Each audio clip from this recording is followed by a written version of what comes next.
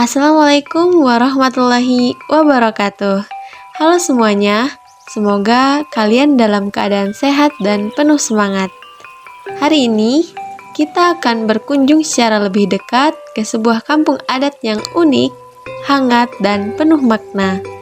Sebuah tempat di mana satu tanaman sederhana bisa berubah menjadi simbol kehidupan. Selamat datang di Kampung Adat Cirende, di mana singkong bukan hanya sekedar makanan, tetapi sebagai identitas, sejarah, dan filosofi hidup masyarakatnya. Di Kampung Adat Cirende, singkong telah menjadi pusat kehidupan sehari-hari. Warga di sini memilih untuk tidak mengonsumsi nasi seperti kebanyakan orang Indonesia. Sebaliknya, mereka mengandalkan rasi atau beras singkong yang telah menjadi bahan pangan utama selama bertahun-tahun. Pemilihan singkong sebagai makanan pokok memiliki sejarah panjang, di mana pada masa penjajahan Belanda, masyarakat Cirende dipaksa menyotorkan beras sebagai bahan pokok. Untuk tetap bertahan hidup dan meraih kebebasan lahir batin, mereka mencari alternatif lain yang tidak bergantung pada beras. Nah, dan dari sinilah singkong mulai mengambil peran penting. Sejak saat itu hingga sekarang, singkong ditanam, diolah, dan diwariskan secara turun-temurun, menjadi bagian dari jati diri mereka sebagai masyarakat adat yang mandiri.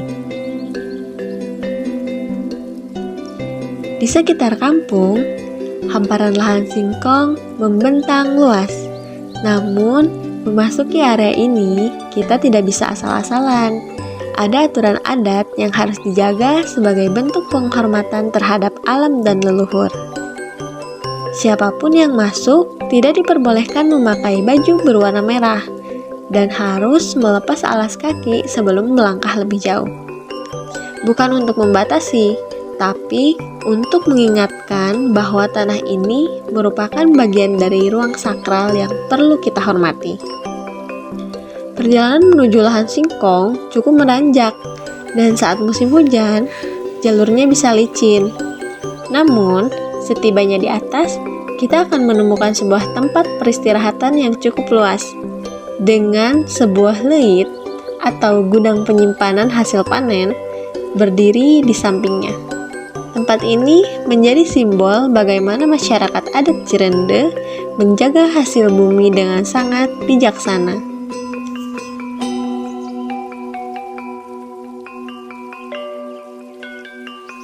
Singkong yang dipanen tidak langsung dimasak. Ia harus melewati 7 tahap pengolahan tradisional sebelum akhirnya siap dihidangkan.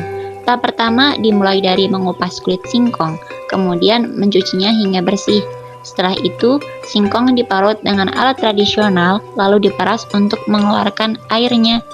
Hasil perasan ini kemudian dijemur di bawah terik matahari, kemudian ditumbuk hingga lembut dan diayak untuk mendapatkan tekstur yang halus dan merata. Proses ini tidak hanya soal teknik, tetapi juga tentang kesabaran dan ketekunan yang diwariskan dari generasi ke generasi. Setelah melewati 7 tahap tersebut, barulah terwujud rasi, butiran putih yang bisa dimasak layaknya nasi dan menjadi sumber energi utama bagi masyarakat Cirende. Yang ini diadoni, kasih air, diadonin sampai rata, sampai nggak kelihatan putih ini. Kalau udah rata, dikukus kayak gitu. Perjalanan singkong tidak berhenti di rasi saja. Dari bahan inilah lahir berbagai makanan tradisional yang memiliki cita rasa khas dan menjadi daya tarik bagi para pengunjung. Ada rangginang singkong yang renyah, ekor singkong yang manis dan lembut, dendeng singkong, simping, cireng, keripik singkong, dan banyak olahan lainnya yang dibuat dengan resep turun-temurun. Menariknya, semua makanan ini hanya dijual di Kampung Cirende. Tetapi meskipun tidak dipasarkan keluar, produk mereka tetap laris karena kampung ini selalu dikunjungi wisatawan yang ingin merasakan keunikan kuliner dan tradisinya. Bagi warga Cirende, singkong tidak hanya menghadirkan ketahanan pangan, tetapi juga menjadi sumber ekonomi yang membantu keberlangsungan hidup masyarakat.